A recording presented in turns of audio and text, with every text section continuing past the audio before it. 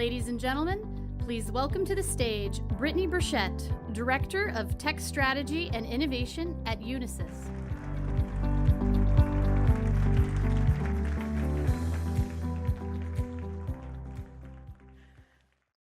I was the fourth of 4 kids growing up. And growing up, my parents always said to me, Brittney, if you were our first child, you would have been our last. And I don't know why they said this. I mean, I just had this relentless curiosity for always asking, what if, and why again? And through this practice, I developed a mindset of not accepting the status quo. If you think about it, innovation is all about approaching something when there is not one final answer. Innovation is a journey with an always moving destination. To be successful with it requires good companions, a means of travel, and some sort of direction, as well as a mindset willing to accept all the good and all the unfortunate events that may occur. For they are what steers us to the approach we take. We all have our journeys of what steered us to being innovation leaders for our company. And I know I didn't wake up one day and say to myself, oh, I think I want to be an innovation leader for UNISYS when I grow up. I mean, did you? For your companies? For UNISYS to be approaching innovation the way that they do, and for me to be standing here today, our journey together required one specific aha moment. I was wrapping up my junior year at Temple University for electrical engineering, and up until this point, my whole college career was centered around pursuing the only path that I knew to be true for curiosity, research, and academia, compared to that alternative path, industry, which I had convinced myself had no tolerance for someone like me and required the drinking of the Kool-Aid and being surrounded by gray cubicle farms and please be quiet signs. So I worked in a lab for some time and I realized that this absolutely wasn't for me. And as sometimes things often go, an opportunity in disguise was presented. As VP of the Temple IEEE chapter, I was voluntold by a professor, and we all know how that goes, right? To attend an upcoming event, an IEEE annual event at the Union League in Center City, Philadelphia, you know, home of the champs.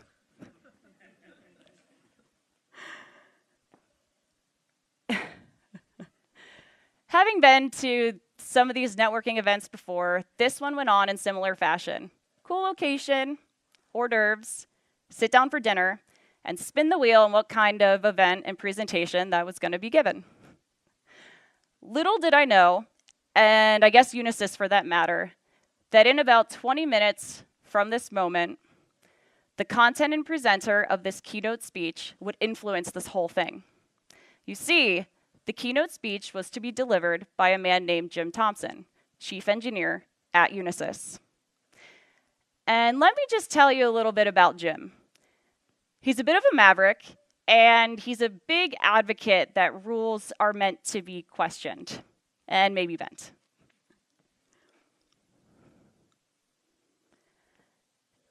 In his speech, Jim showcased this IT company that throughout its 140 plus years has always done remarkable things, producing a variety of technologies that have led and influenced modern day computing as we know it, and always had to reinvent itself while never losing sight of what makes it special.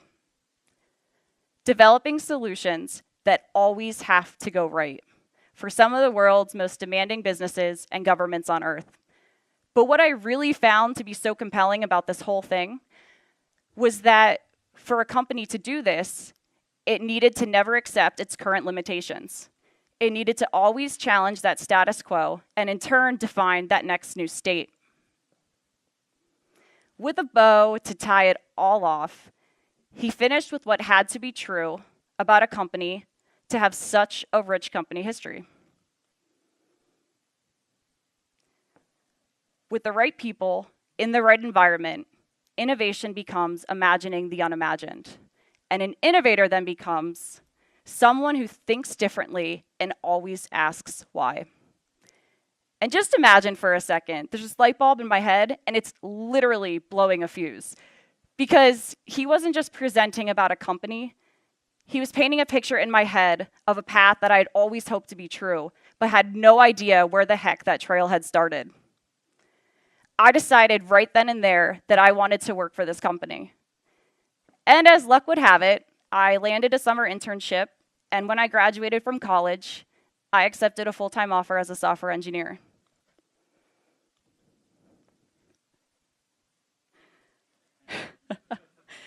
After working for UNISYS for a few months, it was time to harness this curiosity and drive and come up with an innovation idea. Our journey continues where so many great stories often begin, over drinks. It was a random late summer Wednesday, and a few of us decided to go to our favorite sports bar. I decided that this was the perfect opportunity to showcase this idea that I had. When I finished my pitch, I looked around and I realized that I wasn't alone in thinking that this idea could go somewhere. The next day, we rallied additional team members, and over the course of the next few months, we worked on this idea.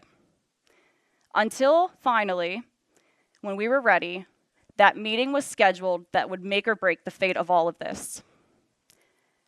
We didn't make any significant mistakes, but we also didn't get the outcome that we wanted, because we just spent the last few months focusing on this really cool technology and very little time trying to figure out if this idea had any business merit. So what do you think happened to this idea? It died. Weirdly, though, I walked out of that conference room and I said to myself, this wasn't going to be the last time that I took a stab at being an innovator. With that, I had a thought.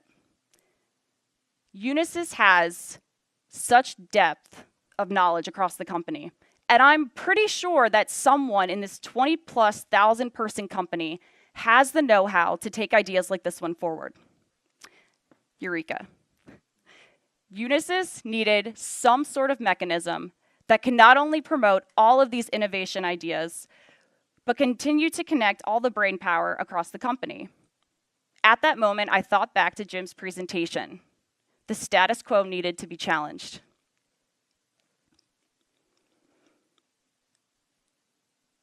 When coming up with something new or something completely different, timing is everything. And lucky for this, UNISYS was at the right time for change. We were experiencing changes, both demographically and geographically, hiring a variety of new people from around the world, putting us in this situation of having to take a well-established culture and merging it with new members, new ideas, and new ways of thinking. And this is actually pretty crucial, especially when it comes to innovation. Because of our history, our identity, and now this new situation, we were presented with a very unique opportunity that would require us to think about how we approached innovation differently. Because we're not a startup, and we're not one of the top 5. Those rankings have already been given. But we are UNISYS. And it was because of this that there was so much information out there about what other companies were doing, given their culture at hand, what works, what's the best approach, what's the best way to start. But we couldn't let their rules define our practice. We needed to let our practice, and whatever it morphed to be, define our rules. Lucky for this, there was leadership support, as well as it wouldn't be the first time or that we would have to start from scratch, because there were innovation-related activities going on, but they were limited to size, scope, and visibility. We needed something, and it couldn't be more clear, that was inclusive at its very core. Over the next year or so, the groundwork would start to be laid, And that intersection point of the right moment, right place, right people willing to drive something like this forward became more ripe.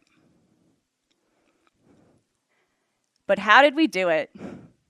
With a master plan, of course. And what is that master plan? A vision.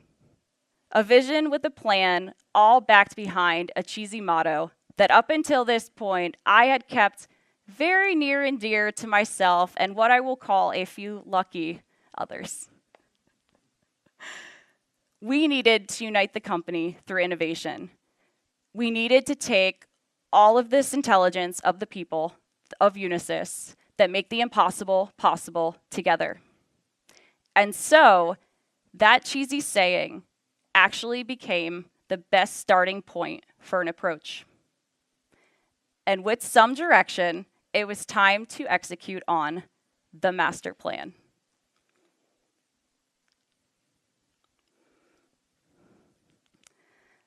Fast forwarding to present time, we established an innovation framework that consisted of a few key parts. What first came together by a team of passionate individuals and team was later enhanced by a community of the masses, all with the same vision in mind. And we needed to look beyond that infamous P word, right? Process. And establish a framework that created a community of collaboration across the company in order to take opportunities forward.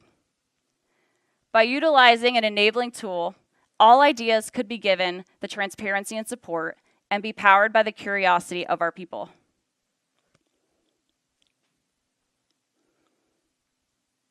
Innovation at UNISYS has been reimagined for a new era full of embracing the what-if questions.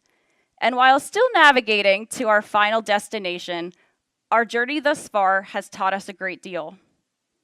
Since the beginning, we've had a lot of learnings and directional changes that had to come together. But through it all, we've realized that there were 5 key factors in the success of starting and scaling a corporate innovation practice from the ground up.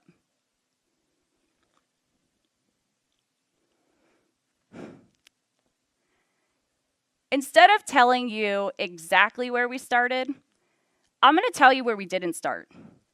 Traditional tiger teams, which is a phrase used to describe a team formed of more experienced and senior ranking individuals. And historically, we're very successful at solving hard problems at UNISYS. But innovation is not your typical hard problem. Innovation is different because innovation is centered around people and culture rather than on a finite set of requirements. We needed something to be created that anyone could stand behind, believe in, or participate. It's now 2015, and for another right time, right place moment, I was in a meeting with a mentor of mine named Steve, and he had just been tasked to establish a formal innovation practice.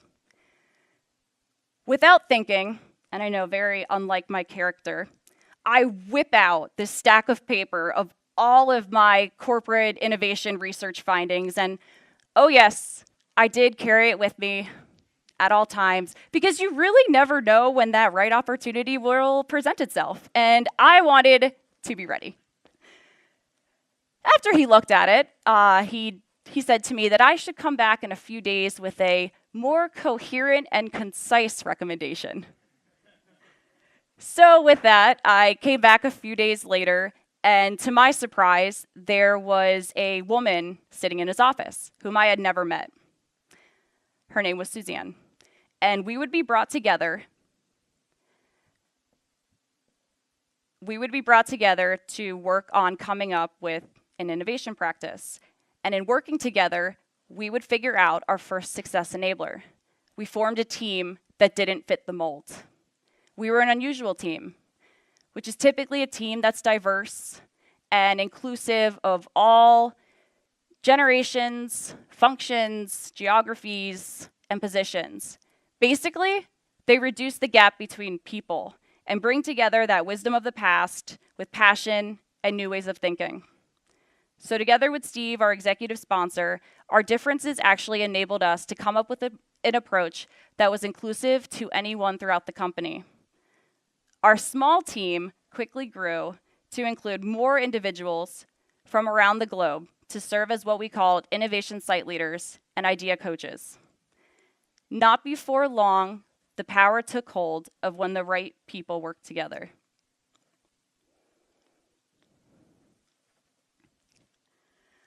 While off to a good start, we soon hit the cultural realities associated with that infamous innovation black hole. Because you see, when people spend a lot of time working on their ideas, they also become very passionate about their ideas, and rightfully so. We needed something in place that gave some sort of ideation focus, collection, transparency, and support from a larger community. So we needed to eliminate the black hole and really allow for We needed to start small, think big, and have the realization that this needs to be for the masses. So we rolled out a tool and we organized idea submissions around emerging technologies that were of interest to the company to provide direction and in turn, in theory, get more ideas that we could take forward. By having something real to show that was more organized than in the past, we started to get the necessary buy-in from leaders and subject matter experts from throughout the company. Through those connections, we created this initial pool of people that were willing and interested to work with us in reviewing ideas and taking them forward. By the middle of 2016, we had a tool that enabled a formation of a pipeline with ideas more aligned to company interest and experts that could help take them forward, collapsing that innovation black hole. As roots took hold and more unusual teams were formed, ideas were becoming more refined and more were flowing through the pipeline from research to official proof of concepts. As those successes became more well-known, curiosity stirred and engagement started to become more than just a leisurely stroll through the tool. And we started to see this cultural shift that together we can influence and even make a difference in the future of UNISYS.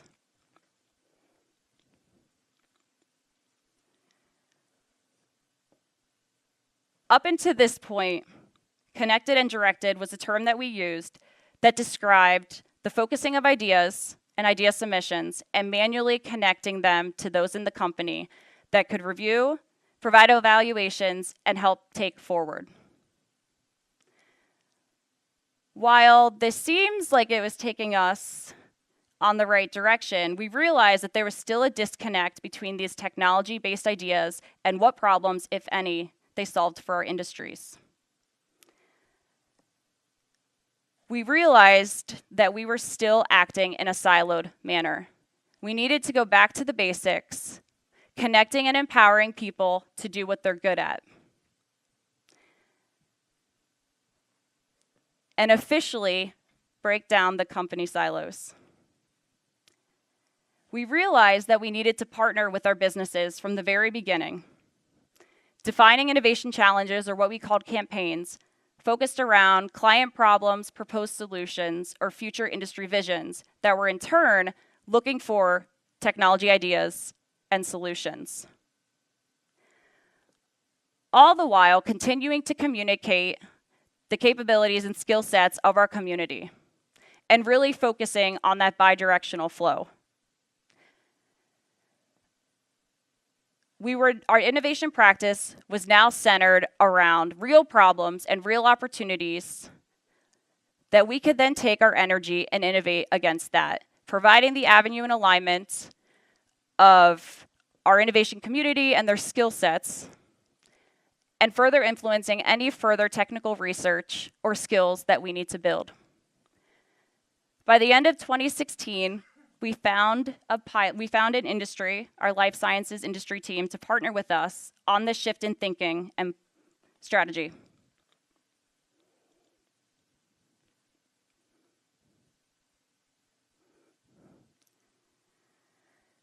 In 2017, our innovation journey took a few twists and turns.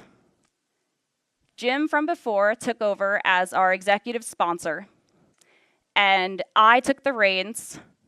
Don't worry, I made sure that they were sure.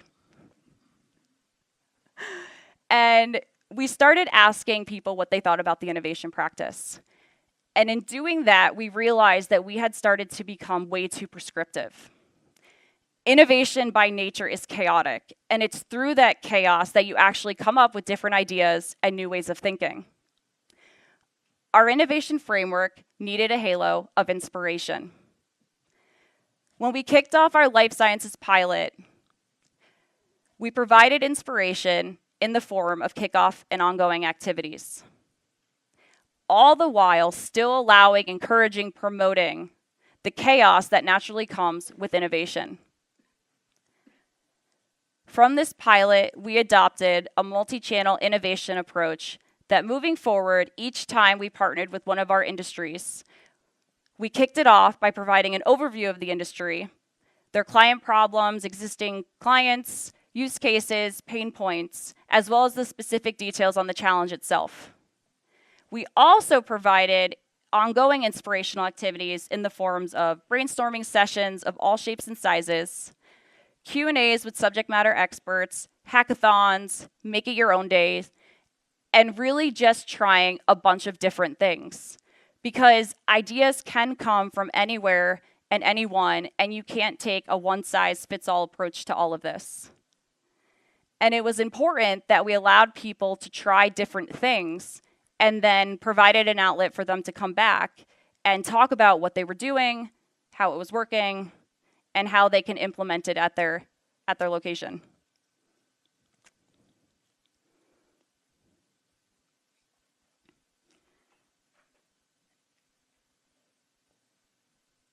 At the end of this pilot, we continued with our journey with even more travelers. As we continued to communicate the practice and get even more industries to come in and partner with us. Interestingly, though, it was through the grassroots effect that this whole practice was starting to get the momentum behind the whole thing. By leveraging the power of your people, you'll be so surprised with what you can accomplish. Even people that were once indifferent or didn't participate at all were now coming together, forming ideas, leading teams. And as more and more people started doing that, more and more people started to join in on this practice.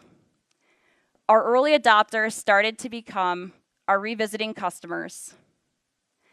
And when we wanted to connect with a group that we may not have had a connection point to, we tapped into a skill that I will refer to as your inner sales, and found those friendlies that were willing to go on this journey with us.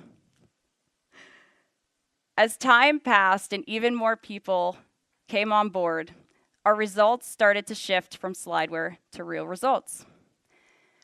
And with each partnership with an industry, we added one more recommendation that could further get more people on board, holding true that the power of your practice, the power of your people gives your practice power. The grassroots effects started to make this whole thing an unstoppable force. And while we're not done yet, we continue to listen, adjust, and show the benefits of this practice. Participating in the innovation practice has naturally started to become a feeling of everyone's responsibility.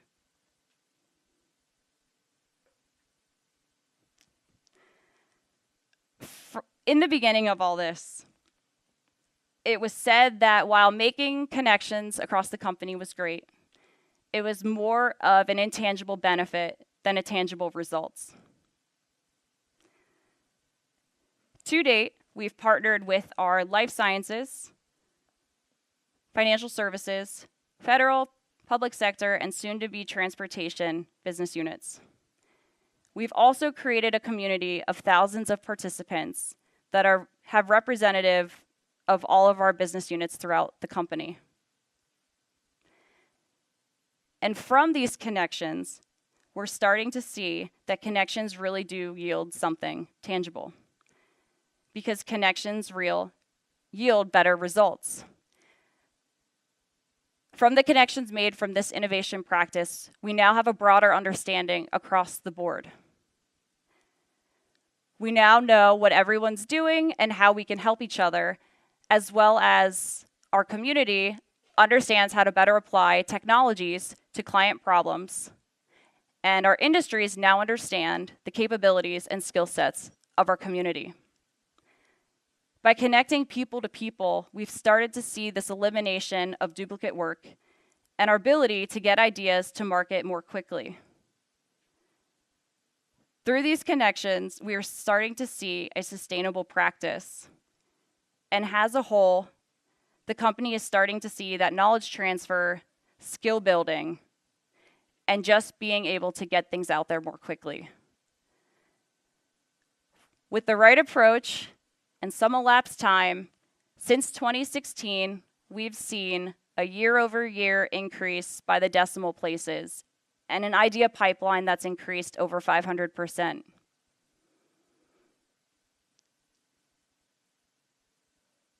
By connecting the company through innovation, we can now see the method behind that madness of being successful because we're connected.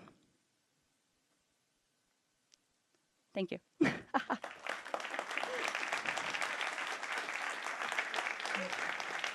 Thanks.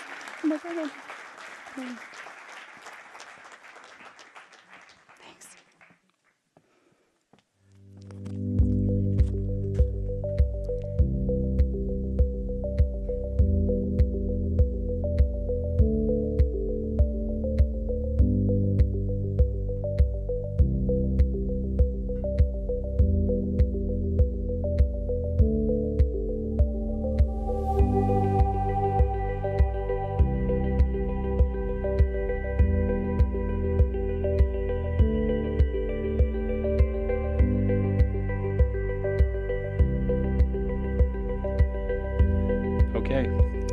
All right, let's bring Derek and Brittney back out. Oh, sorry, Brittney and Derek out.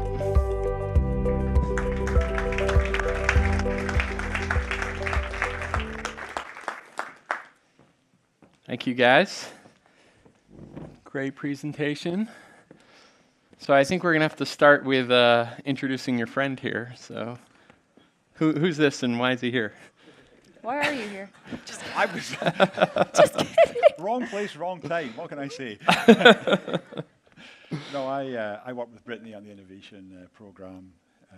We kind of met several years ago when she was doing stuff. I was doing stuff independently in California. Brittney was doing stuff out of the East Coast, and accidentally we hooked up, kind of thing. So it's been a journey ever since then. We work very well together. It's the old and the young, the old and the new, kind of thing, and it's worked really well for us. I mean, I really enjoy working with her, and because she's young, I always used to tell the new people who joined the company working for me in the old days that they're at a great juncture because they're not experienced yet, so they don't know things can't get done, and that is very, very powerful. When you don't know something can't get done, then you sometimes go ahead and do it, and You'll get it done. You'll get it done. And this young woman here was very much in that vein when I first met her. She hadn't figured out yet that this stuff can't get done. And as a result of that, we've got an innovation program that's really kicking off, and some of the metrics are actually coming in very well. So, Which Derek will be doing a workshop tomorrow. yes, Cool. working with Steve. So Brittney, we talked a little bit before the presentation, but you have a nickname for Derek? Derek is a work dad. What's work dad? Do you know how parents say that it takes an army to raise a child? I always say it takes a UNISYS to raise a Brittney.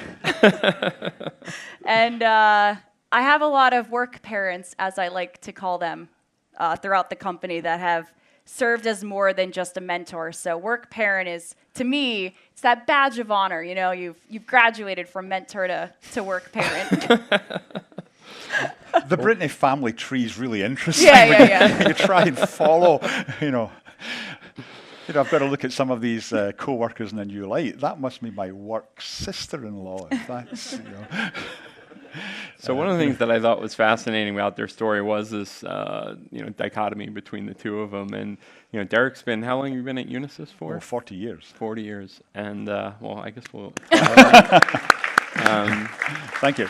And UNISYS was actually, legacy Burroughs and created one of the first computers, right? So that's been the UNIVAC and stuff like that. So massive legacy of technological innovation. And well known for mainframe products. So I'm curious, Derek, you told me a story one time about how innovation was sort of different, a generation ago, and what the things you had to do to kind of wring innovation out of the team. Yeah, I mean, we had gone through many attempts at innovations, perhaps the best way to put it.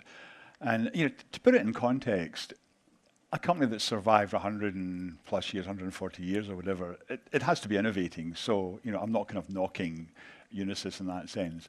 But it tended to be more siloed. I mean, I work in the engineering part of the company, which is actually one of the smallest parts of the company.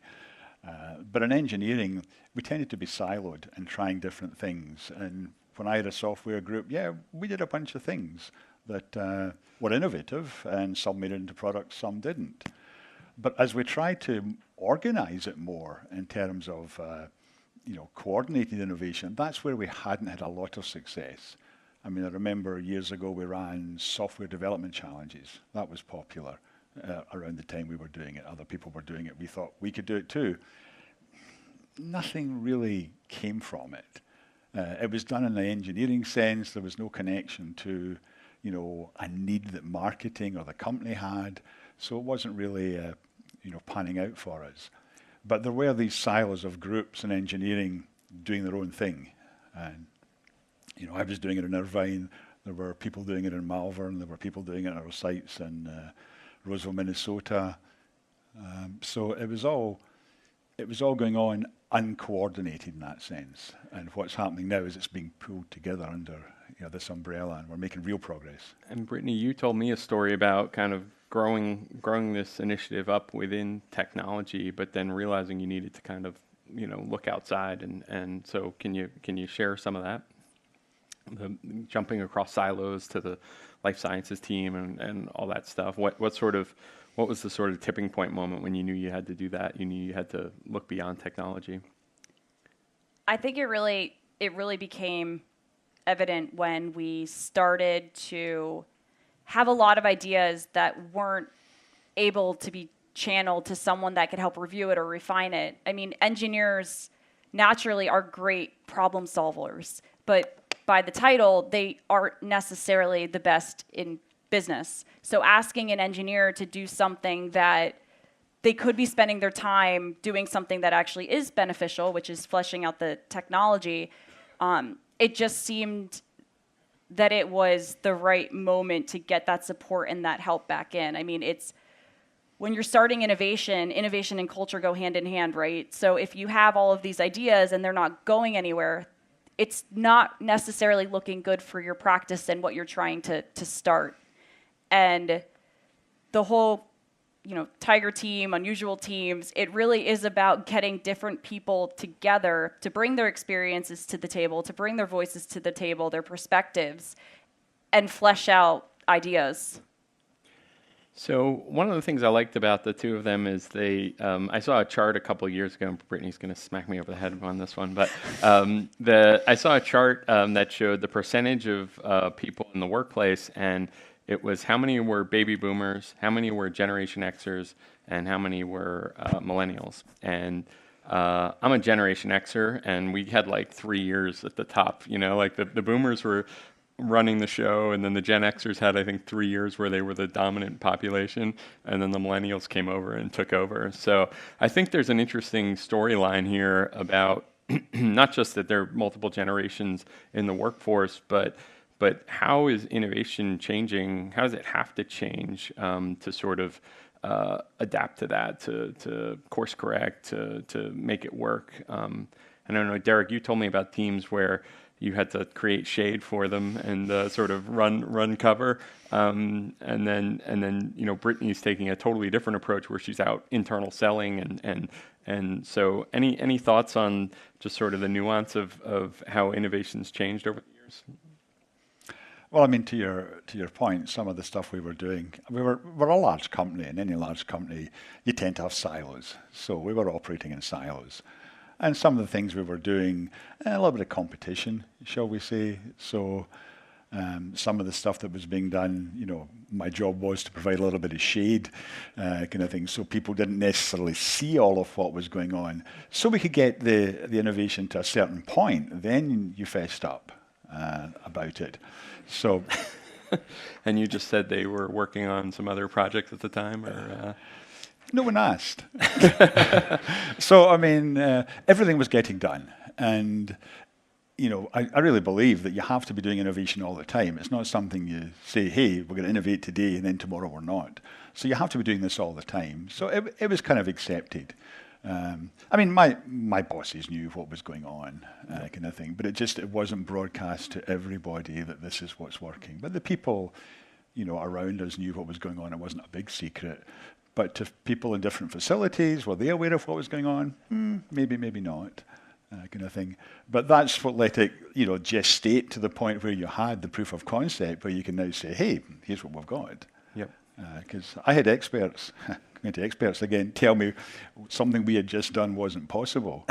And it's like, yeah, missing something here. This is not a PowerPoint.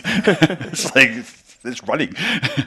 So it let you get it to that point without the naysayers, trampling on it. So Derek's a little humble, but he basically got their mainframe software running on a laptop. That was many moons ago. Kind of blew away the whole business model of the mainframe. We put mainframes on laptops in the 90s, which went down really well at the UNISYS conferences we did. It was a great way for the sales force to use it if they wanted.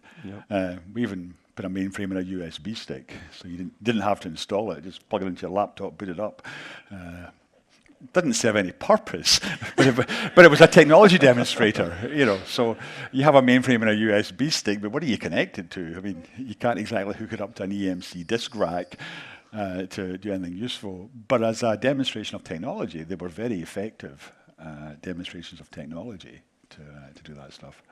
By contrast, Brittney, you were in a place where you were trying to grab attention. You're trying to get people aware of what was going on. So what was the driver there? Why did you, you talk about mentors and this internal selling process. So what was that journey like? Were you comfortable in that? Were people pushing you to do that? And B, kind of why did you feel the need to kind of, blare the trumpets and let people know you're there? We knew she was there. Slightly tone deaf. You can hear me before you see me. All the way in Irvine. I think for me, when I first started working at the company, I was constantly amazed by just the passion behind the engineering team and all the things that they've done. I mean, Derek speaks to the things that they did out in Irvine. In Malvern, it was the same situation. And I kept hearing all of these great ideas and the passion behind it, that we couldn't let those ideas get lost. And with a little help, those ideas could actually go somewhere. Or on the flip side, being educated on what all of our industries are doing at the latest and greatest and up to date, I think also serves for better and more aligned ideas for what you're looking for. I attribute all of this to the work parents of UNISYS, because they were the ones that gave the encouragement, gave the backing, as well as helped to describe, here's the next step, here's how you do the cold calls, here's how you act like a an inner salesperson or an internal salesperson, and really just kept pushing. It wasn't something that necessarily was going to be driven by top down, but it needed to be that two-way street, bottoms up and tops down. What did, when you went out and engaged with these other business units, verticals, I'm not sure exactly what you call them, but like what level were you engaging? Were you saying, hey, we'll come and run a hackathon for you, or hey, what's a problem you need solved, or like what was the sales pitch to them, if you will? It first started out as just letting them know this is what we're doing, when it was more of a technology first approach. And as they started to come in, review ideas, we started to just make the natural relationships with other industries. And it wasn't until we got connected with our life sciences team. So let me just clarify. So you were just coming and saying, here's what technology is working on. Are you interested? This is what technology innovation is all about. Okay. Showcasing, we had a tool prior to Bright Idea, so showing how it was organized, what ideas were coming in, the amount of users, that sort of thing, and saying, we'd like to work with you either from having your expertise as well as you influencing any research you may need or any skills you think are coming down the line. But primarily these were ideas that bubbled up from within technology, Yes. and you were kind of sharing them, showcasing them to some of the other Right. Vertical business units. Right. But once we made the switch with our life sciences team and had something to show, this is the business first way of shifting innovation campaigns, as we call them, or challenges, people started to get it. And as our next one was with our public sector group, and from there, we had a backlog of industries wanting to run these campaigns. And would you go to the industry and say, maybe not originally, but would you say, what challenge do you want to run, or here's a challenge, or what are your business problems? What was the engagement there? It's a little bit of all of it. It's feeling out what they're looking for. So each one of our industries was essentially a new client, where we had to go back, introduce ourselves, talk about what we're doing, and talk through the different types of opportunities we can do together. So it could be around a specific client problem. It could be around something farther out, more of a vision of the future. Or it could be around something that they want to create but don't know the best way or want more technical ideas to make it happen. Got it. And in addition to that, I guess our selling point is also that, now that we have thousands of people, you're getting thousands of people to look at this problem. You're getting hundreds of ideas, and then from there, we can take forward some proof of concepts, some lightweight demos, whatever you need to go off and figure out that business value. So it sounds to me like it basically started from, you were developing ideas within technology, kind of shopping them around, and then you sort of flipped the script, and then you basically started going directly to the business units and saying, how can we help you? Right. What do you need? How can we augment the products and services you're already working on or delivering? Right. Okay, well, we're running short on time, but Derek, if Brittney was your first child, would you have had a second? Well, I look at it. I've got two boys, so I look at Brittney as the daughter I didn't have. But I avoided all that messy, terrible twos and terrible teens and all that. I kind of inherited her when she was fully formed and fully grown, mid-20s. That's the way to do it. All right. Well, thank you guys. Really appreciate it. And I guess we'll walk out.